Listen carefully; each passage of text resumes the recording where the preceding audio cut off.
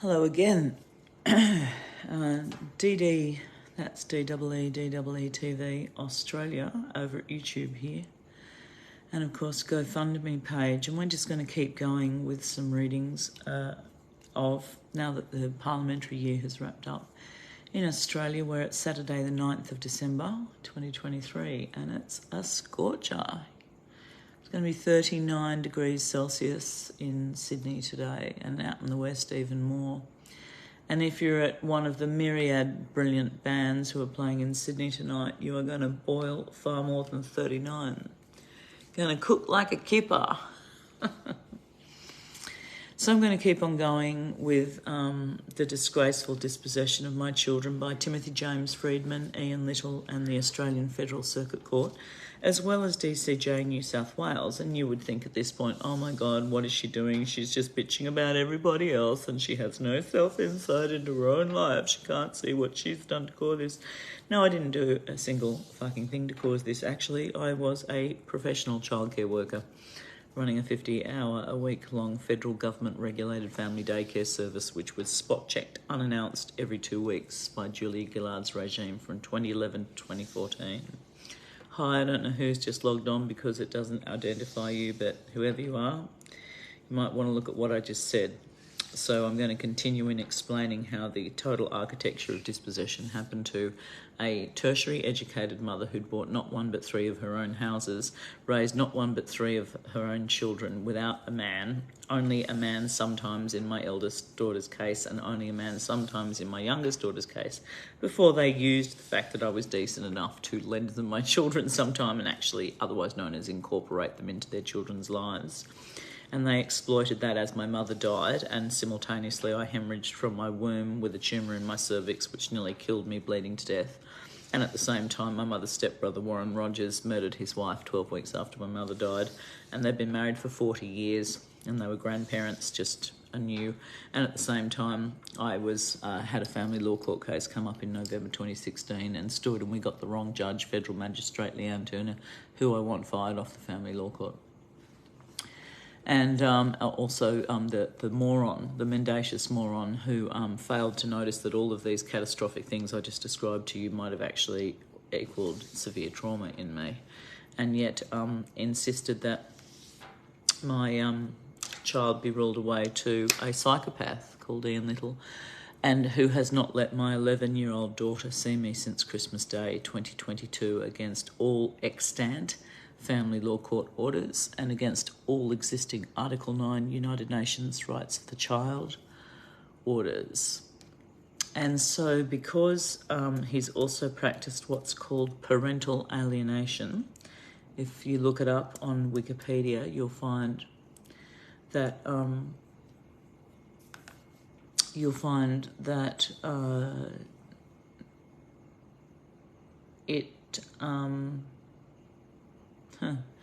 Sorry, I've just been distracted because my son's email box didn't receive what I sent him, and I was probably fairly lucky. Because you will find all sorts of things that are condemning, that have been put before the family law court, and the family law court has ignored. And of course, I think I tried to tell you that I went to the family law court again in the last 4 weeks 3 times and sat for hours on end with senior client services officer called Nate Ross, was his name.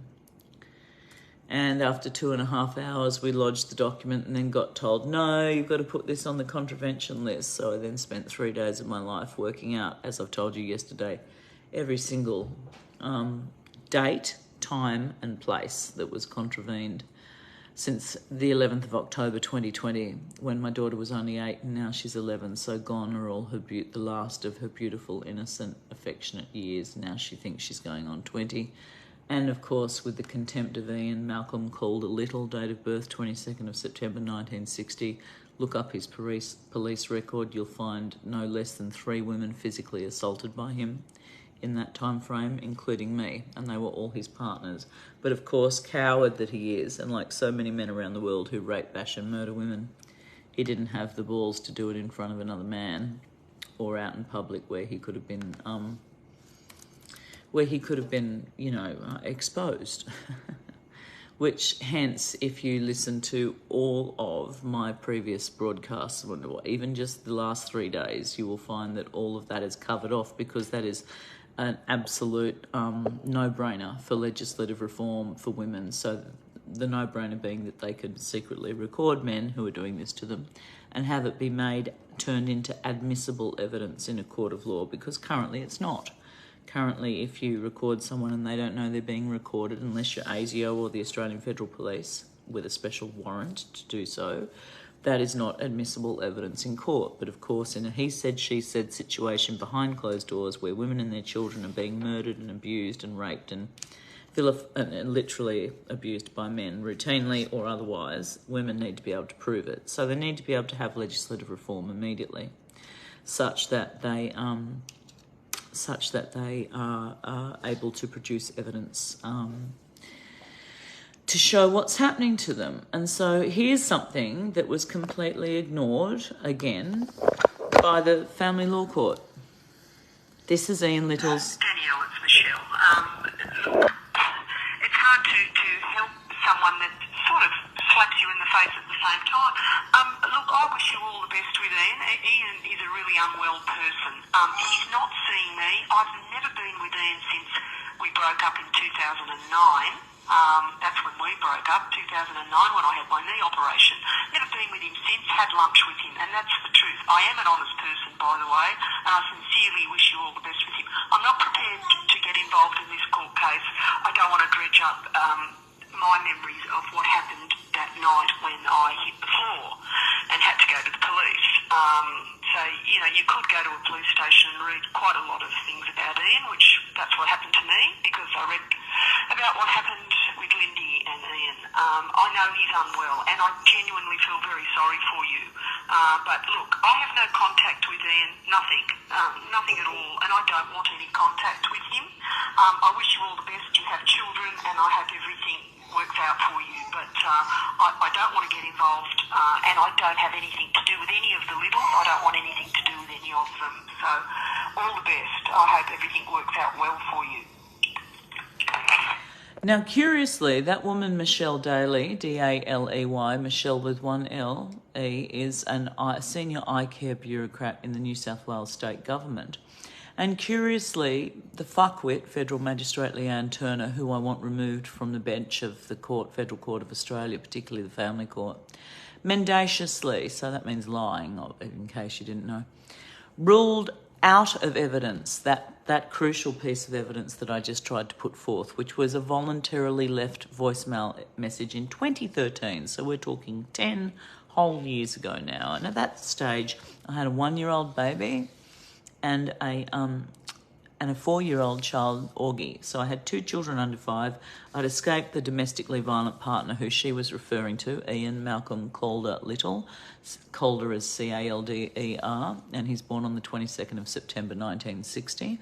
And his brother Stuart Little runs on $400,000 a year, the biggest union in New South Wales, being the PSA. And then he employs his wife, Julie Westacott, and their friends from Riverwood. They call themselves the Riverwood Dogs, etc. I've explained this before. So there's a cosy little setup going on over there. And they all know how tight as a fish's arsehole he is. They've pulled me aside privately and said, look, we banned him from coming to our Christmas barbecues because he'd turn up and drink all the piss and eat all the food and never bring anything to the table. And that's the mentality, the screwy mentality of this person. But as if that wasn't enough, that Federal Magistrate Leanne Turner, even though I had done what's called transcribed, which means sat down, listened to a voicemail, and then written down in my affidavit the exact words that Michelle Daly just spoke, the spurious pretext on which Federal Magistrate Leanne Turner from Brisbane, who was parachuted into the Sydney Family Law Court 2 years after I initiated in 2014 my youngest daughter, who was then 4 and then 5 and then ruled away to her father, who abused me, and Michelle Daly, who you're just hearing from. We're about to hear from Lindy Green. And Lindy Green went to, as Marion Leach, who is the producer of Four Corners, who I spoke to, knew and well knows. So she can check all this stuff out for fact. And they've all said, oh, sorry, we can't do anything about it. Even though their pages say, the world is not made by careful women, it's made by dangerous and daring ones, or words to that effect. And then they sort of effectively silencing those dangerous and daring ones, because I'm speaking out about what these men are doing to women. And of course, if you pretend to give a shit about Gaza or Israel, you would obviously be giving a shit about people coming and stealing your relatives for years on end. And bear in mind, I've only seen my children once since Christmas Day 2022.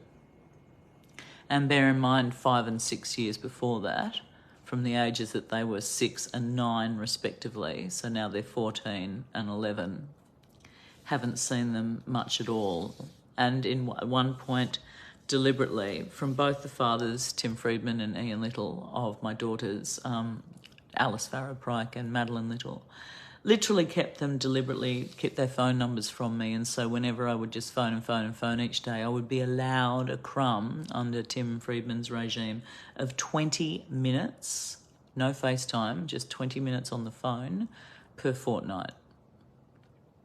And he's a sperm donor to Lauren Jackson with 2 kids, the basketball player, the Order of Australia, United Nations ABA, NBA, High, Gina Davis School of Women on TV. I hope you're getting this, because I've sent it to you.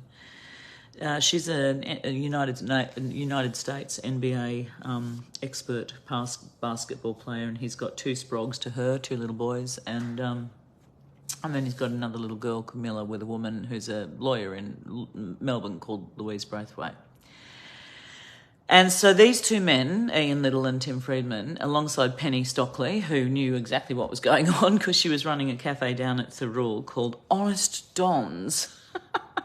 Lucky it wasn't called Honest Dan. And she, unbeknownst to me, because Tim was keeping my daughter against family Federal Circuit parenting orders in the case P_SYC7427/2008 / that is. And that shows you that my child was 3 when this sperm donor first litigated against me, because I couldn't afford a house in Sydney, not like he was helping. He paid $120 a week child support for 12 years until he bitched so hard before Elizabeth Boyle, federal magistrate, that I went, enough already.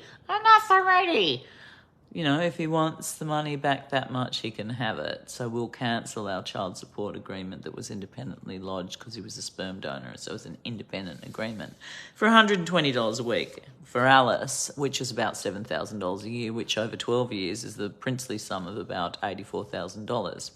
And yet, of course, if you type in Tim Friedman, The Guardian 2022, you'll find him bragging about winning $300,000 tax-free, like David Walsh from Mona.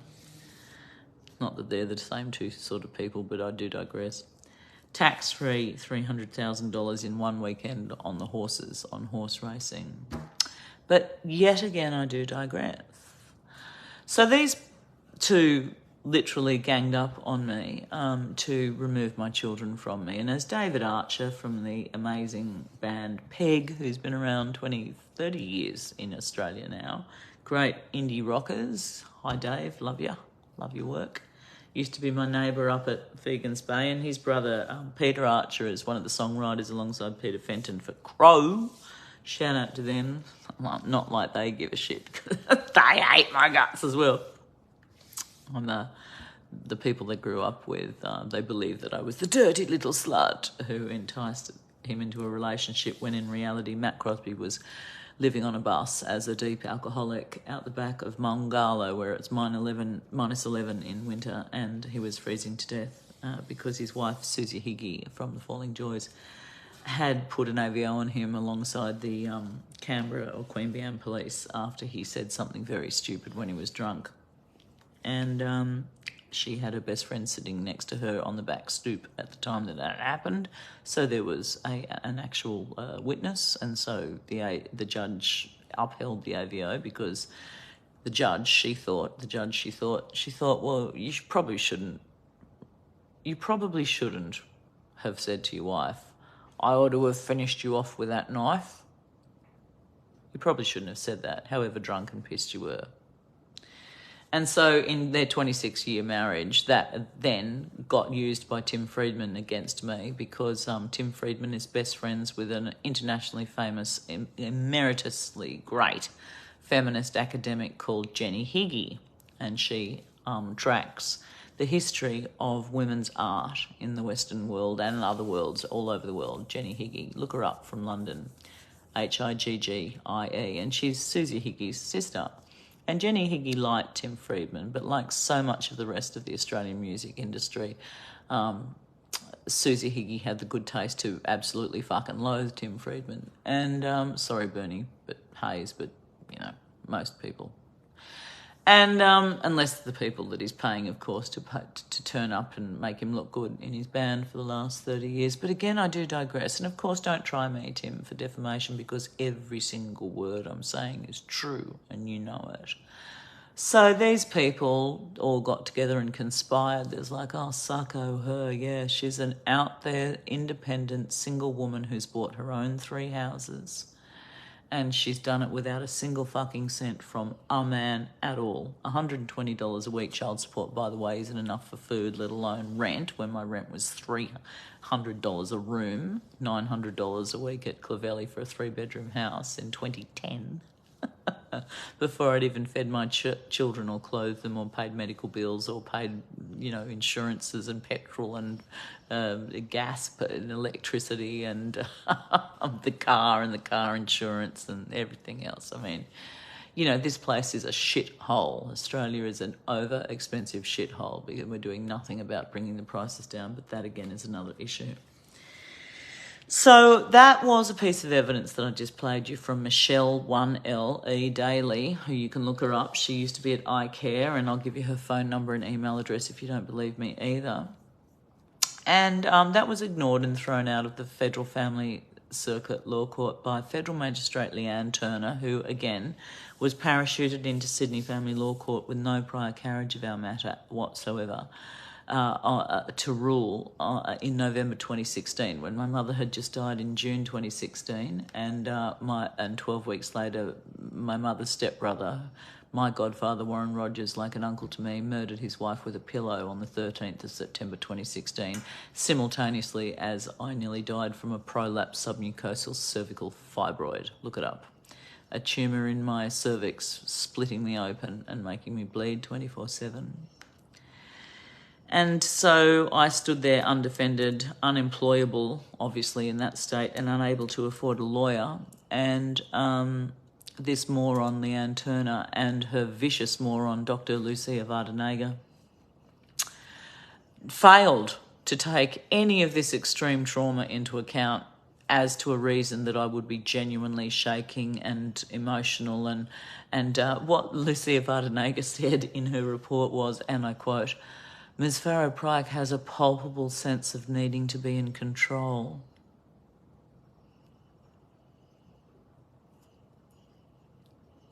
Fucking and? Like, I'm running a federal federal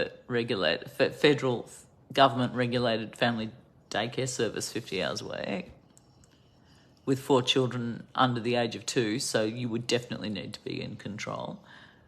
Spot check done announced every 2 weeks, and I'm running my own 3 children up the top of the state academically of New South Wales, plus giving them ice skating lessons, swimming lessons on the weekend, going down to the beach with them, teaching them tennis lessons, skiing lessons in Augie's case, ice skating for Alice and Augie, piano lessons for Augie and Alice. At that stage it wasn't Maddie because she was 1. In other words, you couldn't get a better mother. And this is all on the evidence of my own family and my daycare clients and my child and nannying childcare clients up until 2022. So Tim Friedman and Ian Little get together to conspire to remove my children from me against family law court orders, because both of these fuckwits have worked out that there's absolutely, and I call them fuckwits, not advisedly, I call them informedly, because you would have to be a disgusting fuckwit to try to take a child's mother from her, wouldn't you? And if you don't believe me at this point, I can tell you not only that I have 22,500 videos and photos of my love for my children over at the iCloud, which I'm about to make public, but I have spent 11 months since last year porting 1,700 of them over to Instagram.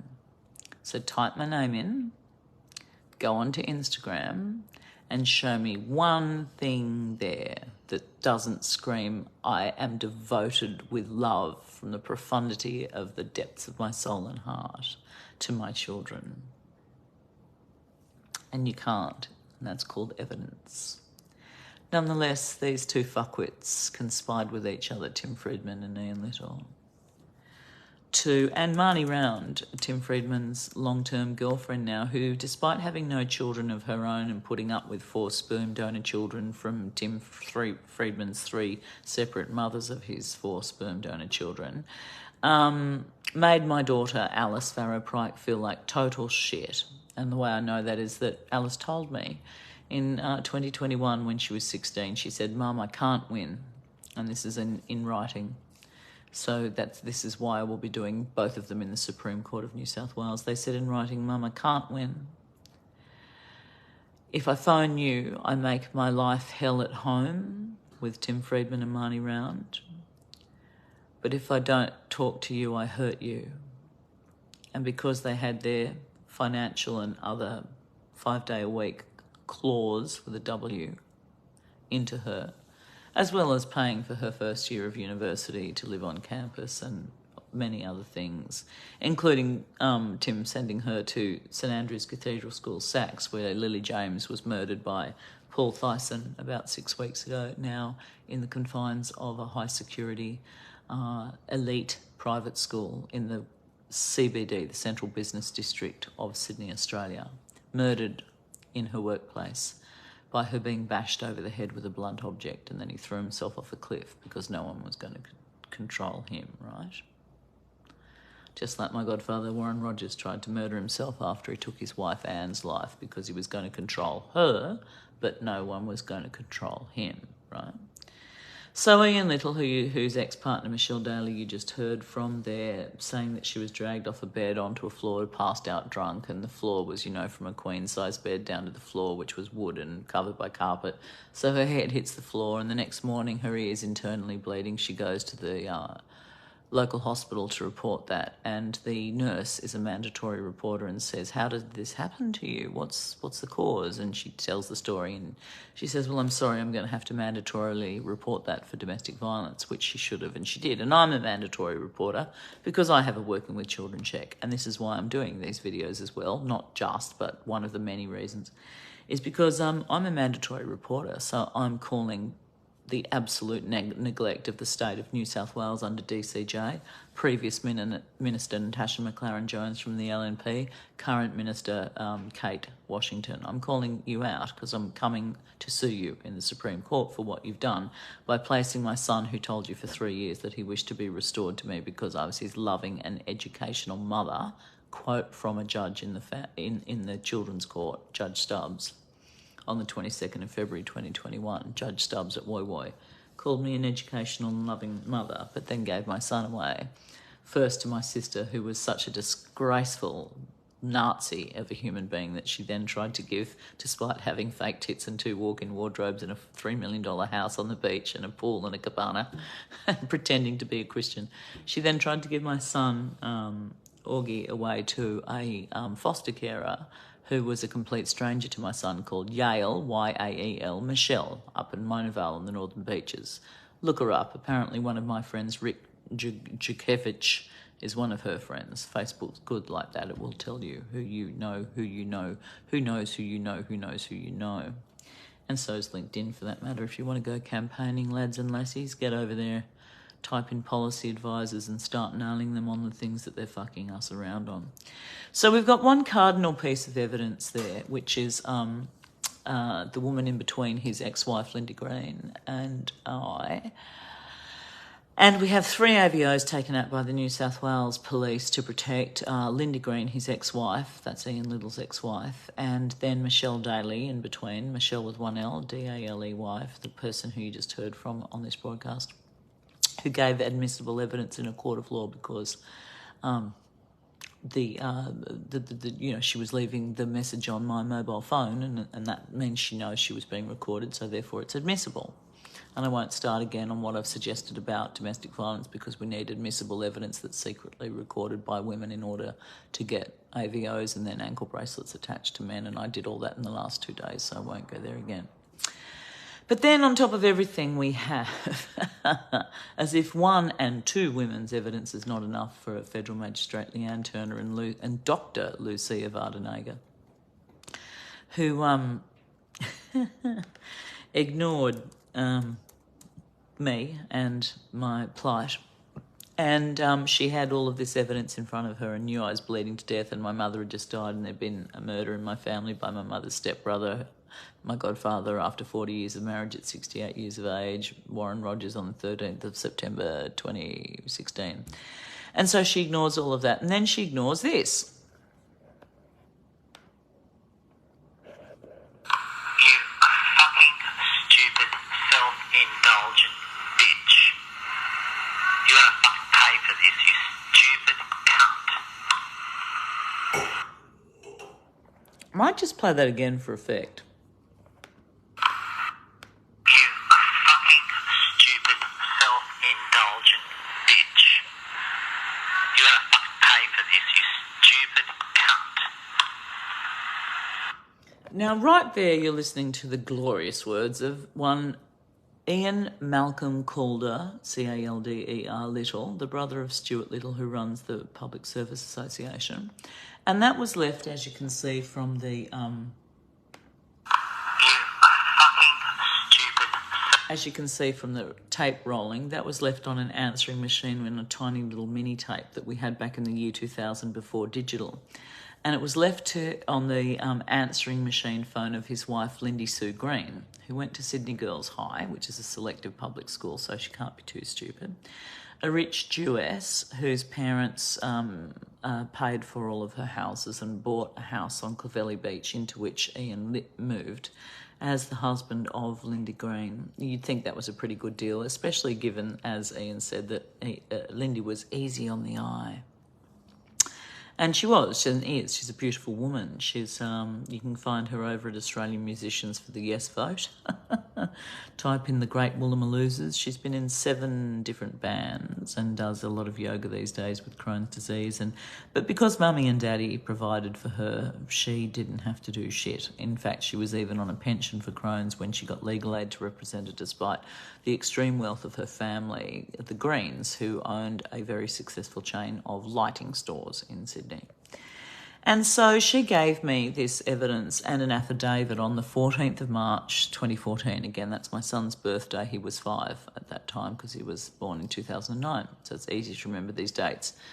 Like I told you yesterday, because again on the 14th of March, as fate would have it, very curious luck, in 2017 I was standing bleeding nearly to death, about to die from a prolapsed submucosal fibroid, when Tim Friedman took me back for round 3 or 4 against Alice, saying that because Ian Little had just won his right to remove my daughter SPR, that means sole parental responsibility, and take her 2 hours away from me in Fegans Bay down to Engadine and install a woman she'd never met in her life, a bogan called Kelly MacDonald Payne, who's a drunk, who's never achieved anything and is, what I will deign in my snobbish Northern Beaches ways that I'm now completely prone to, because I'm an honest person, so I'm going to admit my biases.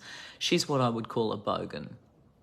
And anyone who screams in front of your own child, "You're just a fucking birth mother," that is a bogan by definition. So this bogan then assumes the role 13 out of 14 nights a fortnight of my 5-year-old daughter's life, after I had worked 50 hours a week alone in a childcare service to get away from me and Little, but still service Tim Friedman with his settlement agreement for me staying near him when Alice started school in Sydney, and also, more importantly, the presumption of shared care by John Howard and Pauline Hanson when they changed the Family Law Court Act in 2007 to ensure that women were obliged to stay near the parents, the fathers of men who'd abused them.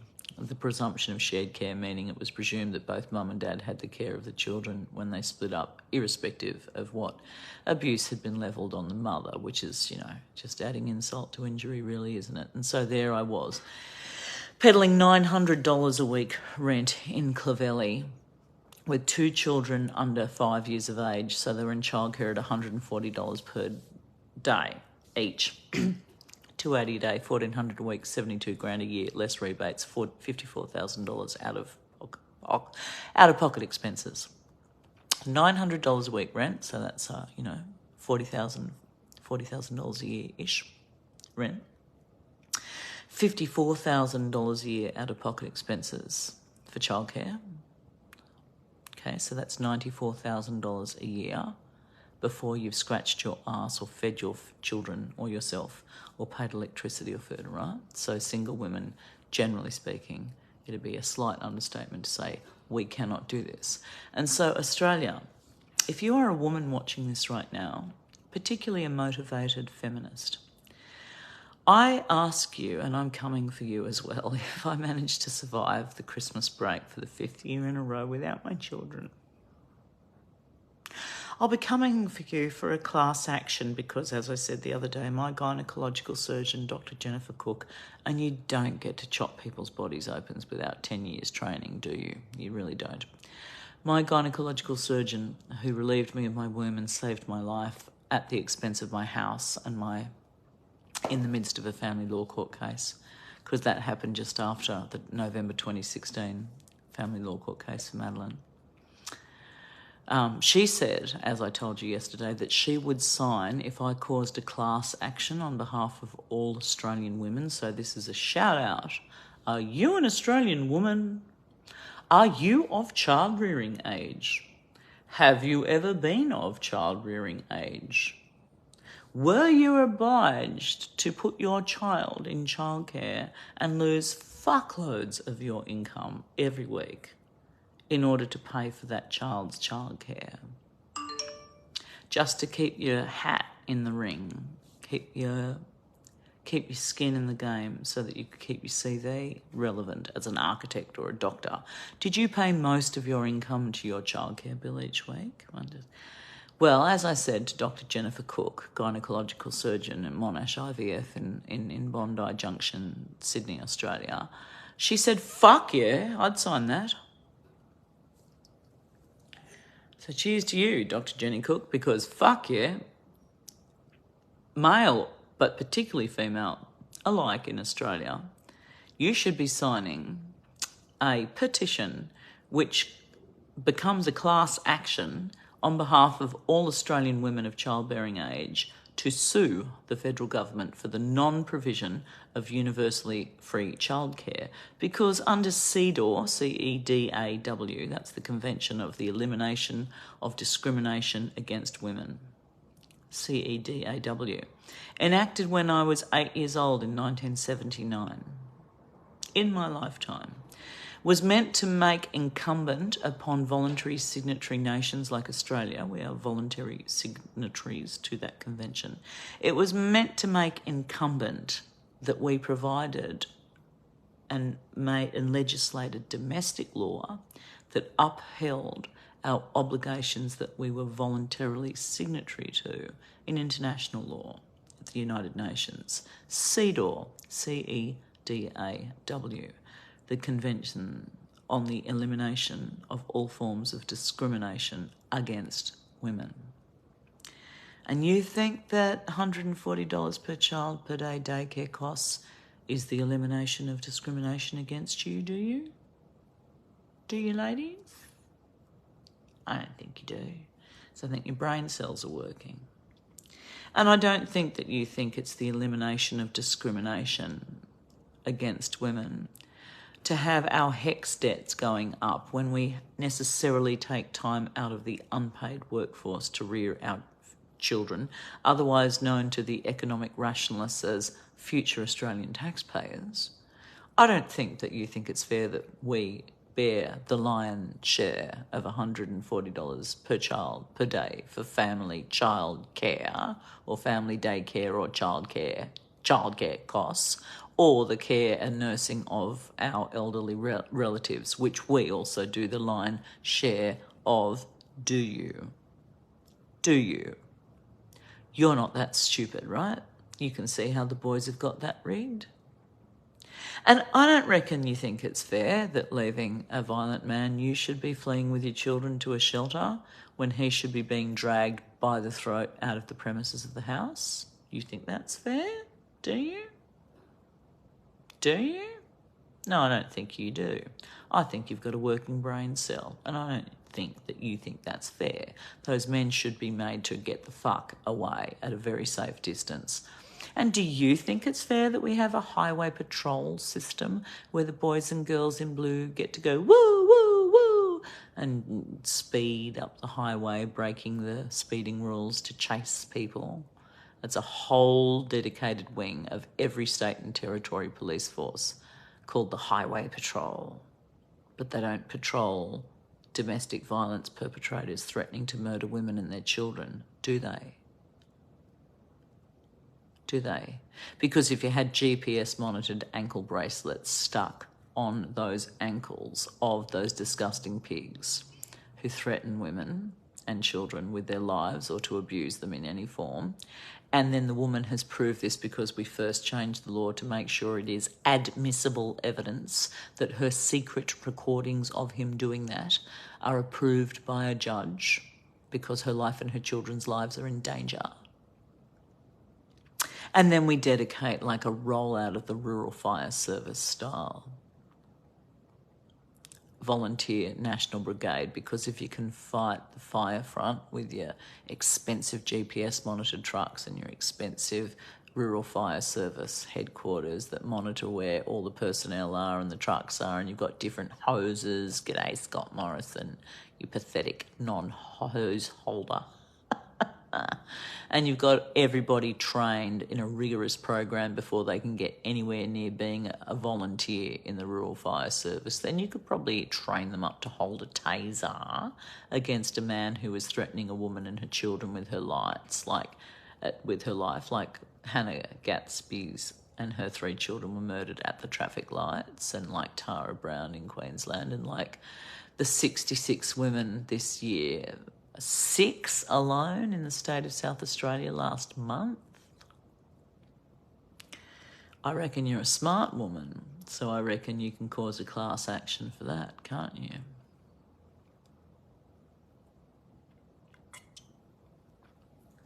So spinning back out from the topics that my lived experiences have caused me to think about, we're going to move from the this one here, which is evidence ignored by Leanne Turner in the case of my daughter Madeline Little in the family law court.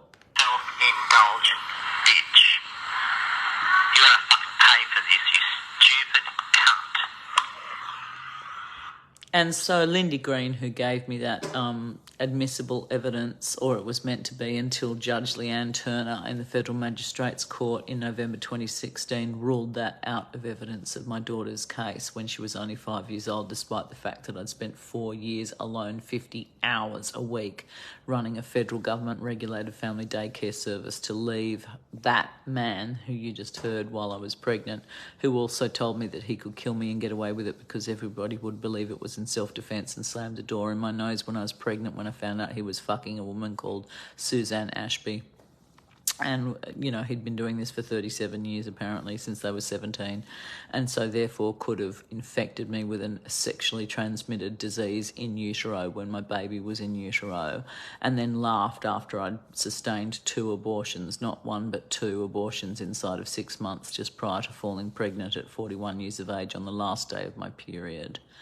On the way back from the Blues Festival at Valor Beach, as the case turned out, with my daughter, my 3rd child, Madeline, and who was had, because I literally could not sustain the emotional and mental and spiritual carnage of a 3rd abortion inside of 9 months, and I had offered him a totally free vasectomy. You can't make this shit up.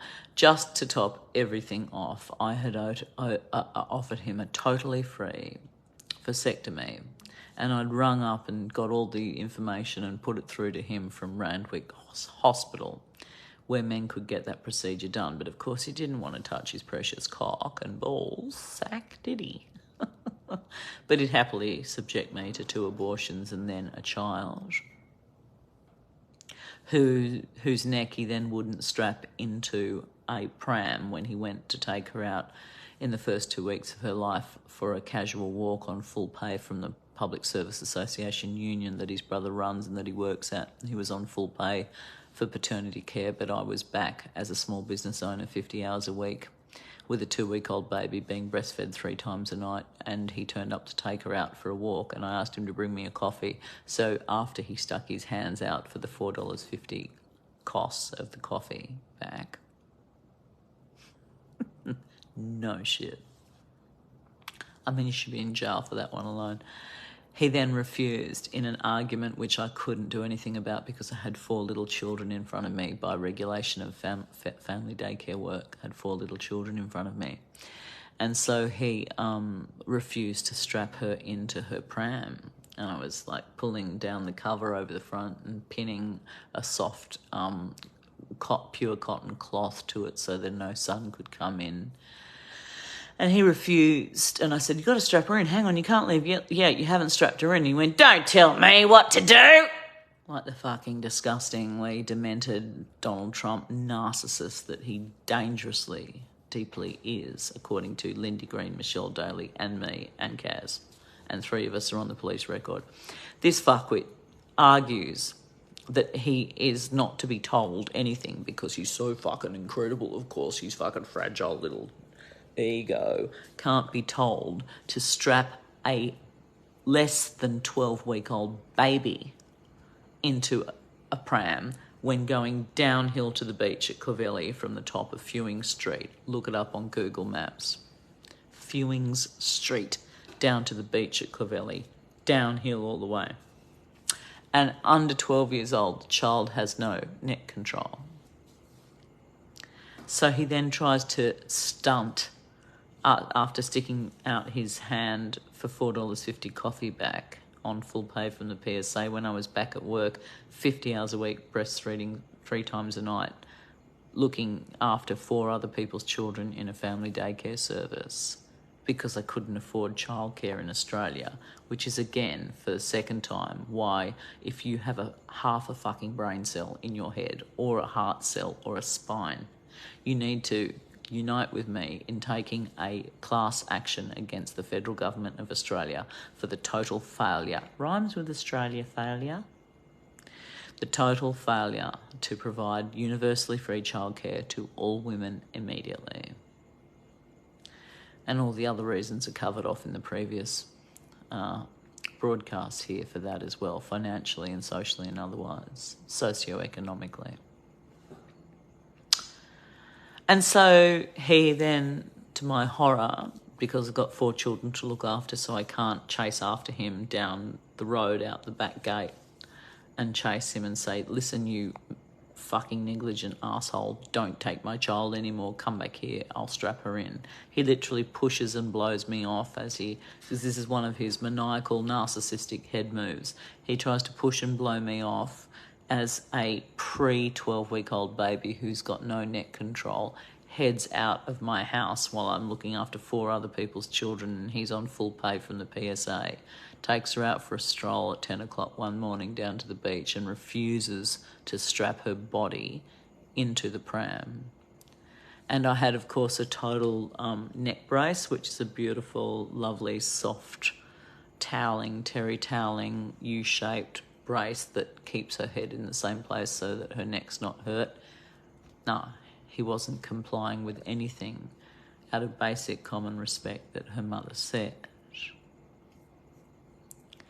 So we have evidence from Lindy Green, independent evidence from Lindy Green, who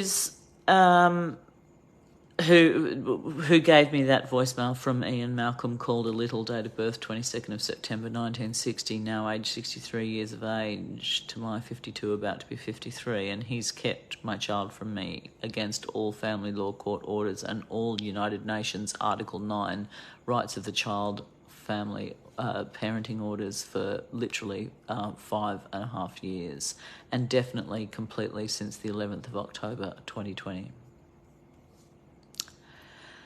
And so we move to other pieces of evidence deliberately ignored by Dr. Lucia Vardenega and by Federal Magistrate Leanne Turner in the Family Law Court of Australia. Again, Turner was the wrong federal magistrate. She had no prior carriage of our matter whatsoever.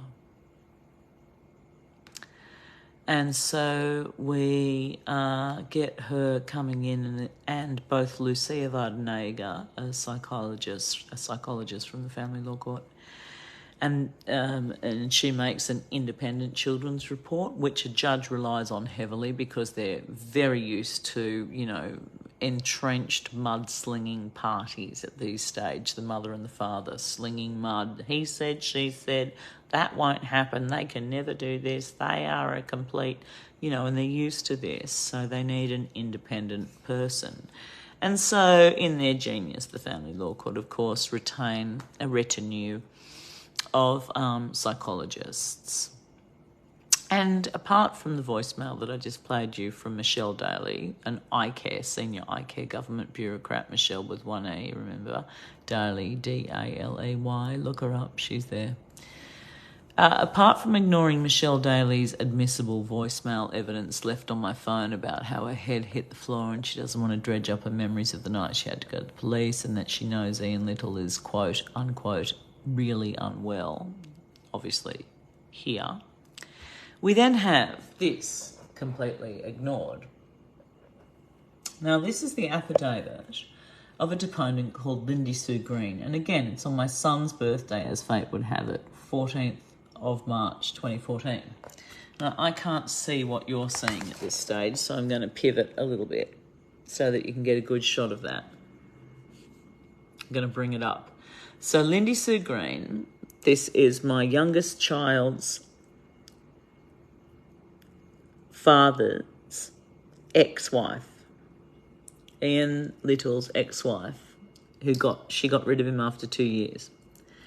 14th of March 2014. Number one, I'm just going to point it to you here so you can take a photograph of that, and then I'm going to pivot back to reading to you what it says because it goes over only 2 pages and 9 points. It's a very cool, succinct, totally appropriate affidavit, and it was made, again, on the 14th of March, my son's birthday, 2014. He was 5.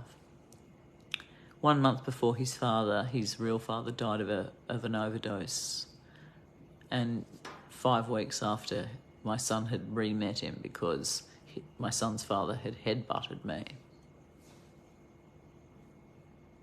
Do I look like a victim to you? G'day, Chris Hilton. I hear you don't like doing stories on victims. You want the good guy to win, right?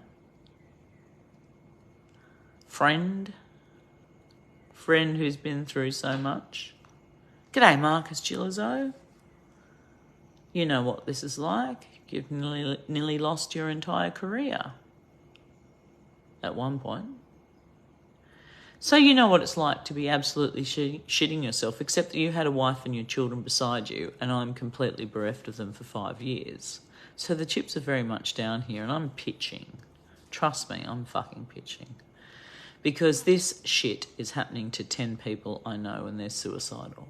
So the affidavit says, penned by Lindy Sue Green, Lindy with a Y, Sue Green, on the 14th of March 2014, my son's 5th birthday, and his father died on the 25th of April 2014. So literally 5 weeks after this was written. I, Lindy Sue Green of 100 Lakes Boulevard, Woolliawah, it's Yamba, New South Wales, and homemaker, rich Jewish homemaker who never had to do a day's work in her life. You didn't, did you, Lindy?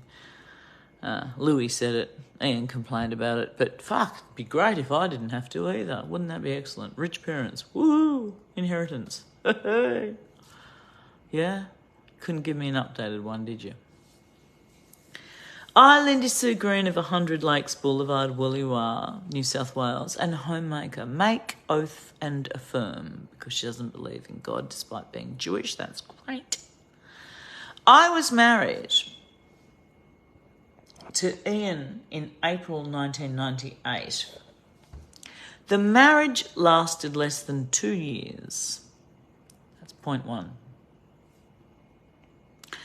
Ian continued to spend time with the children. However, after an incident in 2005, so she splits up with him 2 years after she married him in 1998, which is the year 2000, after he kicks her up the arses and chips her coccyx bone on Christmas Day, having stumbled home full of cocaine and alcohol after the sun got up from Penny Stockley's house. A Christmas party where she finally kicked him out because he'd snorted all of her coke and drank all of her booze. And so, not giving a fuck about his own family, obviously he stumbles home when the sun is well and truly up and then cannot be roused because he's so disgustingly drunk and drug-fucked and out of it at this point that he can't be roused. And so the children and Lindy try to rouse him gently several times to no avail. So Lindy gives up in the end and says, okay, Roxy and Louie, just open your presents, it's fine. And they open their presents. So this monster, like an erupted Jabba the Hutt, volcano from the depths of hell, finally rises and rouses and discovers that Christmas has been had with the children's presents, despite the lack of his presence. How dare they? How dare they? How dare my little children at 2 and 4 years old have Christmas without me when I was so fucking drunk and drug-fucked and sound asleep that you couldn't wake me up. Like, even jumping on me didn't wake me up because I'm fucking really had a great time at Penny Stockley's last night full of cocaine and booze and whoa, the sun came up and wow. That's so much more important to me than my own children. So this piece of shit, who's got my children, Ian Malcolm Calder Little, 22nd of September, 1960,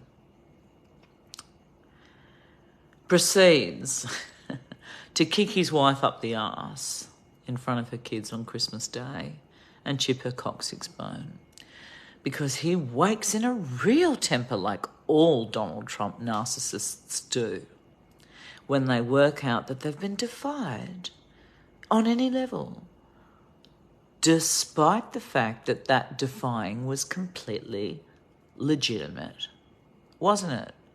Because they couldn't wake him up because he was drug-fucked from alcohol and coke and hadn't got home till the sun came up. And they got up when the sun came up or just after. So, they tried and he couldn't be roused. And so he abused them and then her and then kicked her, chipping her coccyx bone.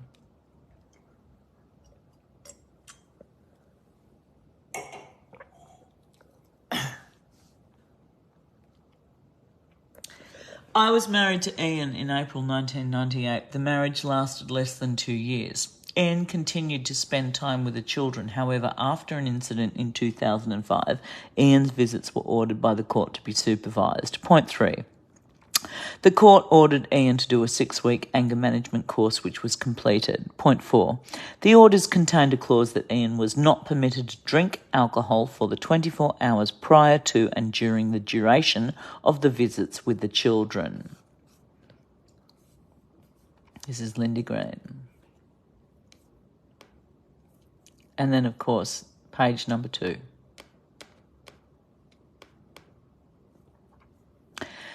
Point 5. Can you read that? Point 5. I have been contacted by 2 girlfriends of Ian's inquiring if he was ever physically violent towards me. On one occasion he was. However, the verbal, emotional and mental abuse, often in front of the children, was constant. Point 6. My coccyx bone, I'll put that word in, was x-rayed and diagnosed as chipped after Ian kicked me on Christmas Day 2000, year 2000. This is 23 years ago. That's otherwise known as a long-term pattern of domestic violence behaviour corroborated by the police record. And the voicemail you heard from him before was after she phoned the police, and this is the kicker that I should have said before, but I'm saying it now. The voicemail that I played you earlier on today was after she phoned the police to report being kicked up the backside and bruised and with her coccyx bone chipped in front of their kids. And so that's the voicemail that he left her for daring to go to the police. Do you get it? Psychopath intimidator, right? So he's left her the voicemail that I played you at the beginning of this recording. And so this is what she then says in her affidavit that she gives me, which is more than 1 year old by the time we get to a November 2016 trial. And so this piece of shit, Leanne Turner, federal magistrate, and Dr. Lucia Vardenega, you criminally negligent, I don't know what you are, but you should not be practicing. These two women fail completely to listen to three women who've all had an identikit experience. Point 6. My coccyx was x-rayed and diagnosed as chipped after Ian kicked me on Christmas Day 2000. Point 7. An AVO, that's an apprehended violence order in Australia for anyone overseas, an apprehended violence order, because they were no longer living domestically, so you can also get an apprehended domestic violence order. An AVO was issued against Ian. No charges were laid. There should have been a colon there, but it's a comma. No charges were ever laid due to my fear of consequences. I'm going to repeat point 7 again. Hello, Dr. Anne Summers. Hello, Eva Cox. Hello, anyone who's ever been abused by a man. Eva, and hello, Dr. Emeritus Order of Australia, Eva Cox and Dr. Anne Summers. Hello, because this is exactly the crux of it, isn't it? So we get to point 6 and 7. My coccyx was x-rayed and diagnosed as chipped after Ian kicked me on Christmas Day 2000. Point 7. An AVO, an apprehended violence order for those overseas audiences, was issued against Ian. That means by the police.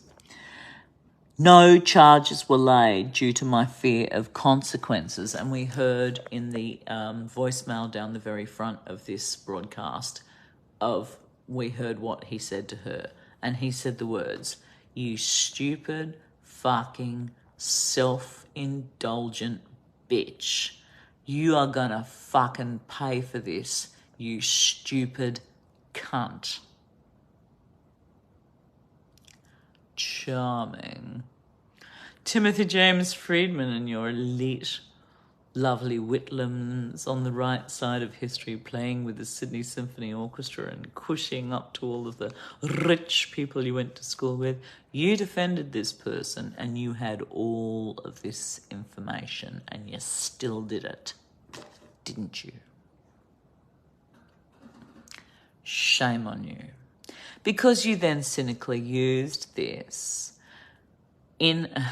on the 14th of March, again, my child's birthday, it's a different year, 2017, while I was bleeding to death and had just lost my 5-year-old to this exact self-same man, this abusive man. You then used the fact that I lost my 5-year-old sole parental responsibility when we got the wrong judge and they ignored all of this evidence. You then used that fact to further make a case for your sperm donor, your oldest sperm donor child, Alice Farrow-Pryke, my eldest child. And when you've had 3 other children with, Louise Braithwaite, number 2, and Lauren Jackson, basketball player for the NBA in America, Order of Australia, Lauren Jackson, number 3, with two little boys. So you're disgusting and disgraceful. You don't have a leg to stand on, so don't you ever try to ever go me in a court of law, because, honey, defamation, as tight as a fish's arsehole in this nation, is good for one thing, and that is the truth. And This is the gospel fucking backed up truth. And you exploited my suffering at the hands of my godfather murdering his wife 12 weeks after my mother died, and he was like my uncle. He was her stepbrother. And you used that and that and that and the fact that I was bleeding down through my uterus in a prolapsed submucosal cervical fibroid, which occasioned me to have to be compelled to sell 179 Fegans Bay Road, Fegans Bay, overlooking the water in Woy Woy in a rainforest, in order to pay to save my life for an emergency hysterectomy after the public waitlist put me on a 5-week-long emergency surgery waitlist that would have killed me. So in order to save my life, I had to sell my house, and you knew all of this, and yet you are still found on this record over here, which I'm going to read in a moment to make sure that everyone knows what Timothy James Friedman and Ian Little have done to the girl children of me, their loving mother. Again, go over to Instagram, type my name in, 1,700 videos and photos, do not lie. So we're going to read that in a minute as well. Just the disgraceful Penny Stockley. I hope you're watching this. Honest Dons, everybody likes you because you're so nice. Well, you're so nice that you supported these two men to take Alice Farrow-Pryke, because Alice Farrow-Pryke was you were my eldest daughter's first employer. Sorry, I'll start that again. You were one of my eldest child, Alice Farrow-Pryke's first employers. And so you knew that her father had a place down here at Coaldale in the Illawarra, and you knew that she was being kept from me, and you didn't give a fuck. And then you came back for crack 3, 4 or 5 or whatever it was at Ian. Don't worry, Penny, they all do, because like I said, he's good at the, fucking you with the fingers while he licks your clit, and everyone wants to come their head off. So, you're forgiven, it's all right. Women like sex too. But I mean, really, as Lindy said and Michelle said in the end, how much of a doormat do you want to be in order to come? I hope someone loops that, sticks it on TikTok. If you don't, I will. How much of a doormat do you want to be in order to come your head off? So my next sequence of broadcasts are going out to Andrew Tate. Moving along, number 7 says, an AVO was issued against Ian. No charges were ever laid due to my fear of consequences. And of course, as I said, the fear of consequences are exactly what I just told you up the top of this email. I played you the voicemail of Ian. Malcolm called a little 22nd of September 1960, threatening Lindy Sue Green, his wife of 2 years at this stage, whose coccyx bone he'd chipped by kicking her up the arse in front of their kids on Christmas Day. I told you clearly that voicemail that she voluntarily gave me, which he voluntarily left, so was meant to be admissible, that voicemail, and this is what, again, go and look at my other, whoever just dropped in watching me, because your name's not coming up, so I know that you're no official friend of mine, which is great. I hope you're a policy advisor or a film or documentary maker, because you need to listen to this. So he threatens her, and so he threatens her, and he says, you stupid, self-indulgent, miserable fucking cunt, you're going to pay for, you miserable bitch, you're going to pay for this, you stupid cunt. And I have that in Ausscript, the official transcriber of the Australian Federal and other family law courts, federal circuit and family law court system. So then, of course, the killer. This is the killer. Number 8. Ian presents as a mild-mannered person. Can you read that there? I don't know if you can see that. My finger's pointing at it. Ian presents as a mild-mannered person. Don't they all?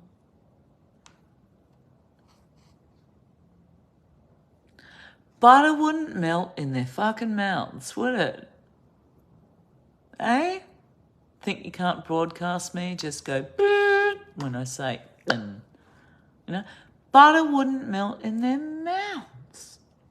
When my 68-year-old godfather, who stuck a pillow over his 63-year-old wife's head after 40 years of marriage and killed her when she went to leave him when they'd just become grandparents. One of the things that you'll see in the YouTube video that I've stuck further down here, type in Warren Rogers, 13th of September 2016, murder, Milperra, New South Wales, and you'll find it's the only thing left there. And there were a lot of other coverages at the time. But one of the things you'll find in that YouTube broadcast from Channel 9 News from the 13th of September 2016, 12 weeks after my mother died, as I was hemorrhaging and gearing up to defend my 5-year-old daughter, having run a daycare for 4 years to get away from her father, who abused me and 3 other women. One thing you will find is that the judge, Julia Lonergan, in the New South Wales Supreme Court, said, and I quote, "He was an otherwise good man, and I note he has the support of his children." Now, his children are called Grant and Olivia Rogers, and they've renamed themselves, of course, because who would want to be associated with a murderer, right? Particularly not if they're your dad. Poor them. Except that Grant was a bit of a piece of shit because he actually actively, as an IT specialist, cracked open his mother's laptop and exposed her communiques with her childhood sweetheart and then gave them to his father. And his father flew into a rage and murdered her eventually, but not before 6 months of marriage counselling after 40 years. Hence me hissing when Grant, instead of Olivia, got up to take the podium at the High Catholic funeral service of Anne Rogers a week or so later. And I've explained in previous broadcasts below that my father was heard by me, and this is the penultimate time I ever spoke to him, heard by me leaning into another man and saying, "Well, you got to cut her some slack. I mean, she was fucking another guy." And this from a man who'd fucked around with my mother all of his life, or at least a huge proportion of it. So by that logic, my mother should have murdered my father, right? But, of course, women don't get to do what men do to women. To men, do they? Women don't get to do to men what men do to women, do they?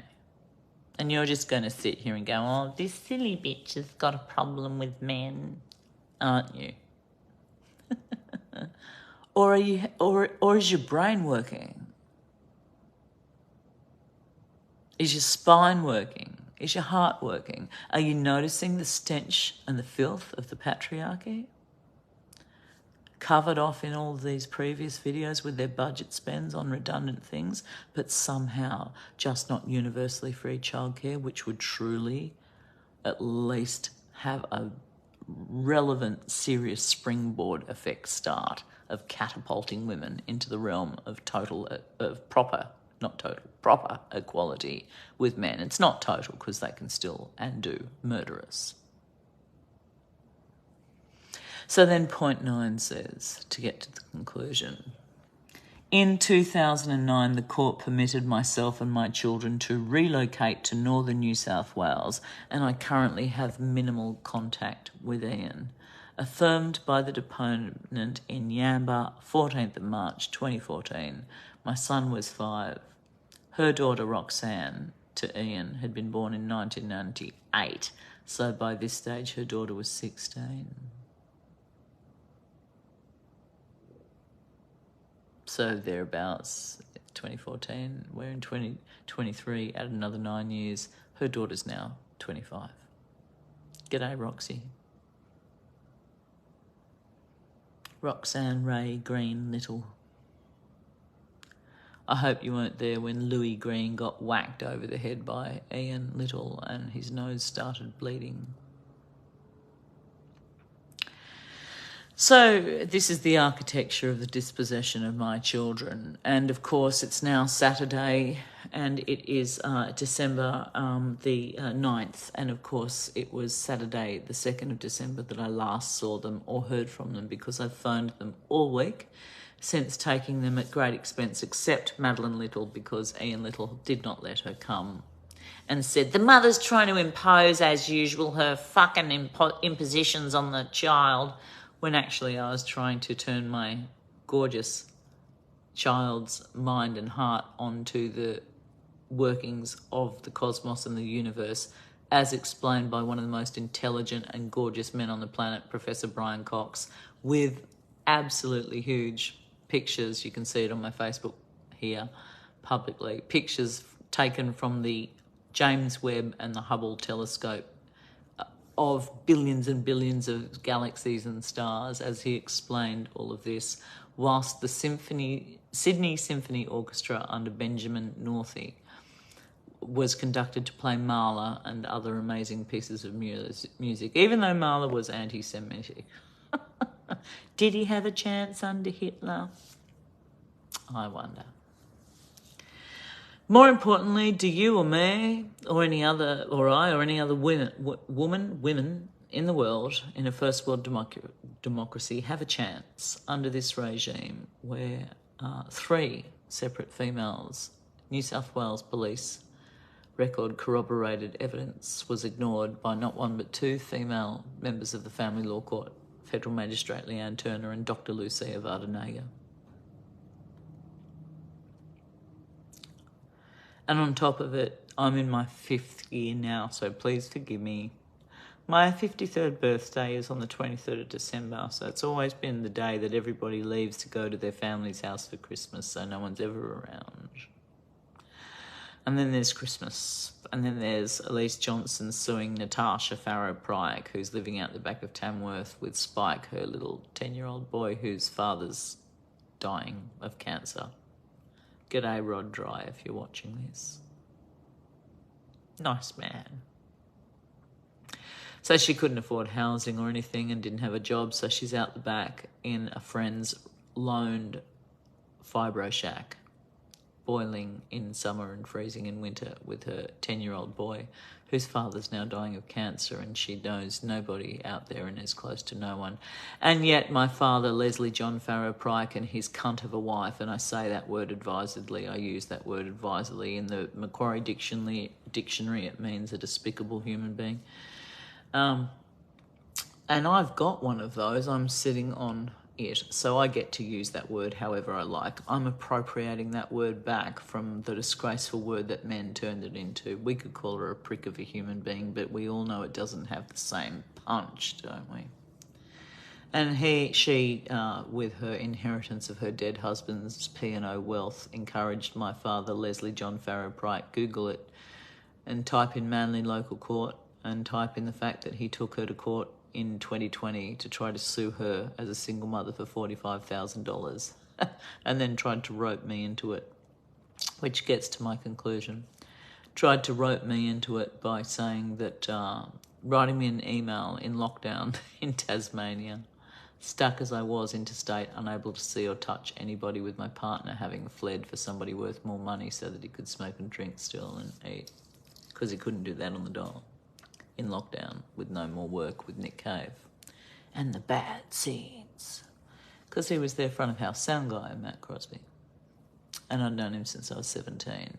But that was International Border Closure COVID-19 number 1, March to June 2020. And I just moved there because I couldn't afford to live anywhere else, and I'd bought the house and paid him to do it up, and he fucked off for all my efforts with a woman called Maria Tassoni, who has no children and smokes like he does at 7 o'clock in the morning. And, I got a thumbs up there. Thanks for whoever that was. How about I give you a bird up in case you were really having a go at me?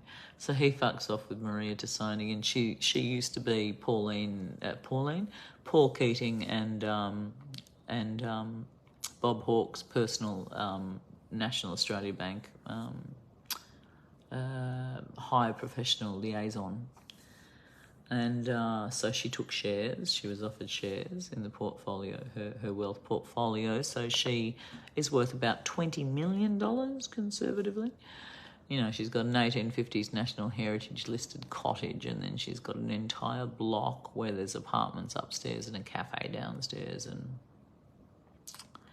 she's just totally donated him a free house next door to it, so he's her lackey now and comes in and, you know, does all the washing and takes all of her recycling up to the tip in his trailer that he took off with when he left me. I needed that trailer. My block is big. And then, you know, she buys his piss, and he totally replanted her 150-year-old garden. Not that he lifted a single finger to mine, even though he'd been there since the very date of the death of the late and great Conway Savage, the famous Australian. Well, he was famous to me. I always loved him. Conway Savage, the beautiful. I'm going to cry. The beautiful musician who played with Nick Cave in the Bad Seeds for many years and died of a brain tumour around the 4th of August 2018. And that night, Nick Cave, sound guy, my ex of 5 years, went on a boat with his daughter, coincidentally named Alice, over the Bass Strait and turned up down there, and of course became the much-loved son of the town of Deloraine. Deloraine, Deloraine. So he became that much-loved son, and flash forward 15 months later when COVID hit and he was meant to leave on the 29th of March to fly overseas for a 12-week European and North American tour. 12 weeks he would have brought back around 120 grand. And that would have seen him through for the next 2 years until the next tour was on by the Bad Seeds. But, of course, COVID fucked all of that right up. And he smokes and drinks and realised he couldn't even eat or pay his petrol on $320 a week. You can't make this shit up. $320 a week is what the current Australian dole is, and of course it hasn't gone up properly for 15 or 20 years. So he picked fights with me after hours, and I found out he'd fucked a couple of girls overseas as well. Well, I had to forgive him for that because I'd run off with someone as well because he'd been mean to me sometimes. But the rest of the time we were laughing our asses off, and I thought we were best friends. And we were so intuitively connected that we didn't even have to finish a sentence. I only had to look at him sideways and he only had to look at me in a certain way, and we just knew exactly what each other was thinking. And every single song he brought up, I loved, and every single song I brought up, he loved. And with the exception of the song The Year of the Cat, actually. But you can go and check that out for yourself, you know. The guy does sound ever so slightly poofy, to use a very politically incorrect. But I still think it's a good song, and that was the only song that he did that we didn't agree on in 5 years. But anyway, I do digress. I'm rambling. So yeah, he left.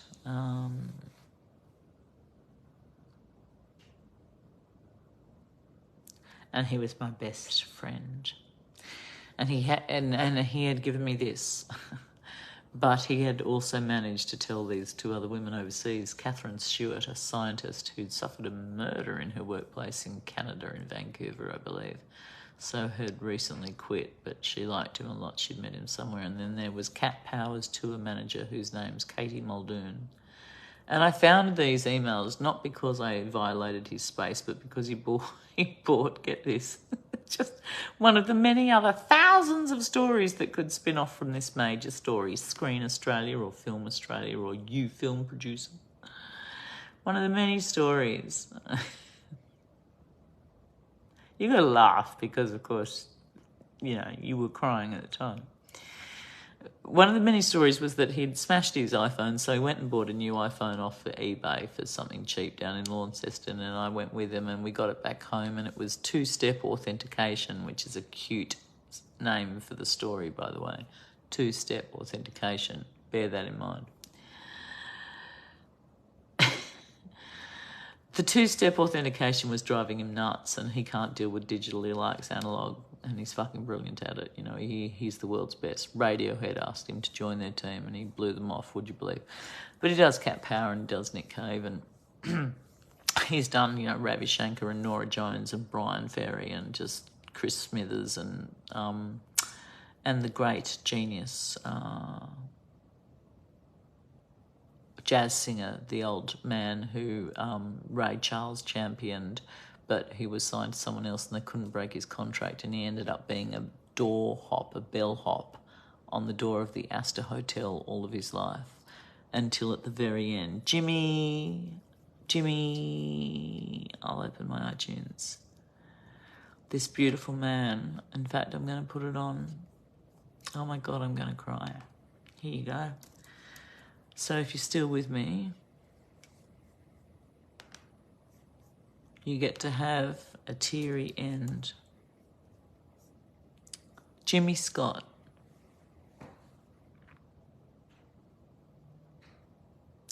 Who sounded like a woman and was a tiny little man, and who Matt had the great privilege of sound engineering front of house for his live concerts when he finally got a comeback after literally 30 or 40 years in the wild, having been paid for to be recorded by none other than the greatest artist of all time, Ray Charles.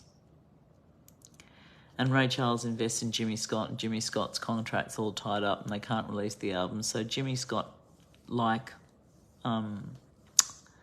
Sugar Man, like the other one, like who's recently gone, disappears into obscurity for years, for decades.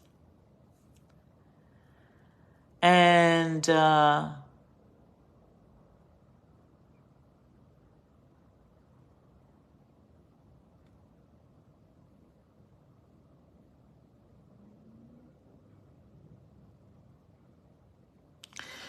well, Jimmy Scott, before he died, released an album in 1998 which Matt Crosby sound engineered, and told me a story, which is why I wanted Matt to write his own, and I took a lot of chapters down in order to try to make that happen. Nick Cave had said he'd throw in 50 grand to make it happen, but every time I went to record Matt, he'd do some stupid stunt where he'd pretend that he didn't really want to speak, and he'd throw a curveball, and it got tedious, and I should have just rolled the camera anyway because, you know, there was so much time over 5 years in which we laughed our guts out playing Scrabble, listening to the world's best music around a fire, with my children freshly fed and loved and tucked into bed as we did.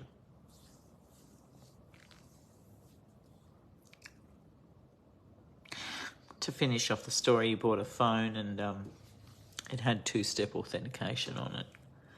And he got sick of it and said, "You do it, Farrow, not me." He called me Farrow. He said, "You handle this." So I did all my usual moves to try and cancel it, and it didn't work. So eventually I got on the phone to Apple Care over in America, and they commandeered our screen. You know, they gave us a sign-in code, and they said, "Let us see what you're looking at."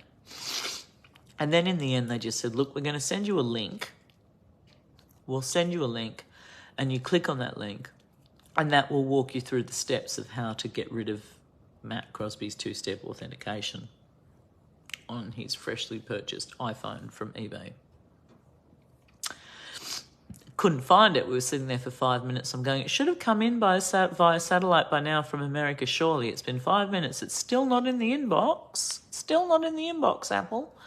And they went, "Oh, check the junk box or the deleted box. It might have gone there." And so, okay, I went, all right. And so Matt had given me his computer to do this because he was smoking a fag and pissed off and over it by this stage. So I go into Matt's computer, but he's forgotten that he's buried not one but two emails from women who he'd had flings with overseas just before I'd moved down to be by his side, and then got stuck in COVID after he left with a woman worth $20 million. Before he left, sorry. He left after I got stuck in COVID. Anyway, I think this is a good note to go out on if it... But this isn't the right... I'm going to put it through the speakers.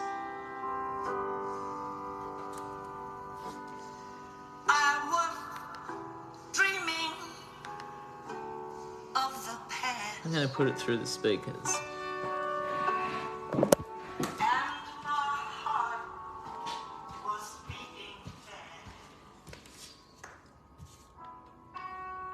Battery 80%.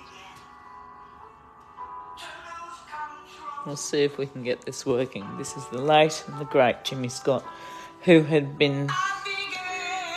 become so used to being so poor, told me.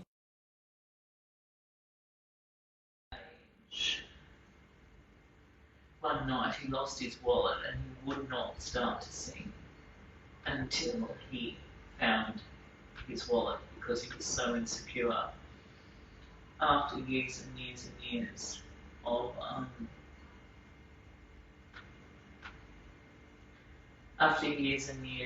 years of not having any money and being impoverished, even though Ray Charles thought he was the greatest singer ever, he ended up as a door hop at the Astor Hotel, and then he had a resurgence, and everyone in the world thought he was great and went and saw his concerts, and then he died. So Jimmy Scott, but it's not going to play through this, it's not going to give it to me today, so I'll just turn it back up.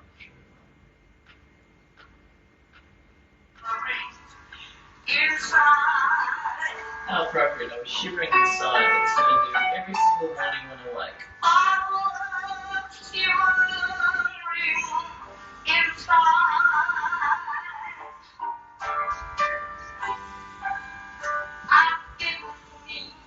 Look at the man.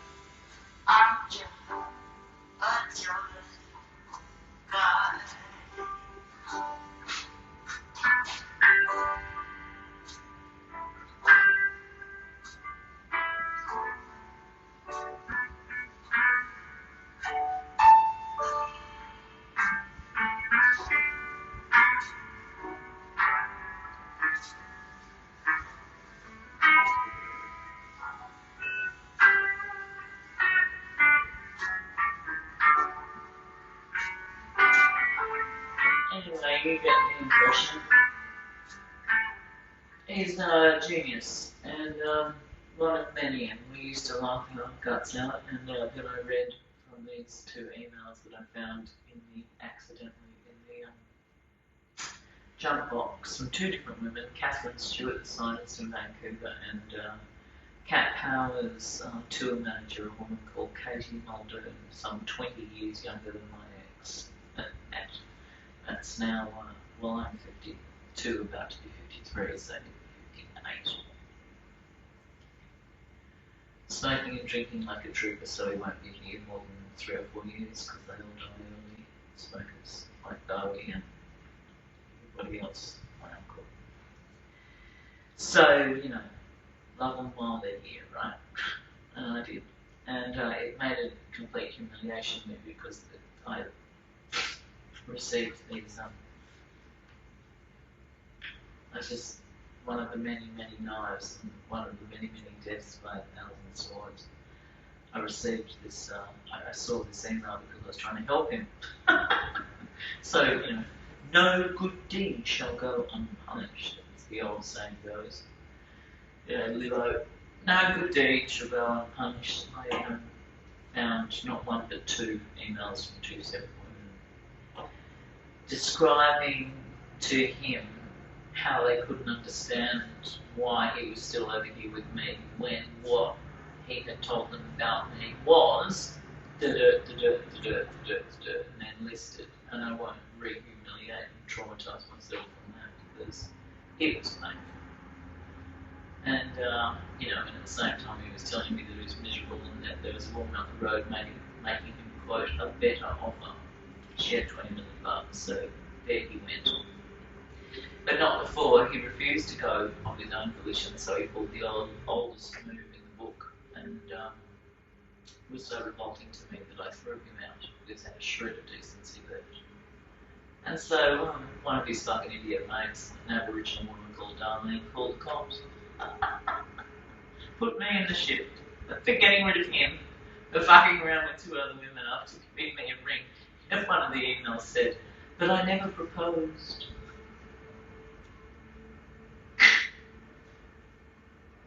You told me she was just an anxious, overwrought woman who lost her kids, was drug-addled, which means I have to take pills to sleep and he becomes not like that. G'day, Neil. G'day. You saved me from further hanging myself. What did you get? How hot is it out there? Oh, it's 33. Really, really, really? Yeah. It's really, really, really, really, really? Yes, it's quite pleasant. Okay, 12:30, it's 33. There's 3 of the best bands in Sydney are playing tonight. I'm Poor gonna buggers. now. Yeah, they're going to be cooking like a kipper. Yes. They're going to be cooking Cost like me a kipper. $2 for them to wrap it. Oh yeah, what's it? That was a bottle of what? It's for a Pentecostal church. My fundraiser, it seems. What? You're giving shit to a church? No, the gift wrapping. Yeah, but what's in the gift wrapping? What's in the box? Hang on, answer the question. Why are you gifting a Pentecostal church? Huh? We have to have our wires crossed here. Now, what I'm saying is they were doing it as a fundraiser, the gift wrapping. Yes, and we appear to have our lines crossed because you haven't answered the question, Your It Honour. is a portable speaker for Louise. Oh, so it's nothing to do with the church at all. No, You they just got wrapped a rat at the church. They Oh, wrapped thank God! in the middle of Crown Central, well, whatever they call that thing now. She is a girlfriend, you gotta go. That's maybe right. If I bought her a present, that's That's true. right. You're taking her out to dinner and she's coming over for a bit of the beef and two bags, and you're buying a gift. She's officially your girlfriend. Yeah, it's feeling a bit like that, isn't it? Feeling is probably the right word. What do I need? A cup of tea. More money and a better way of life. Yes. And I'm going to sign up on that. Goodbye.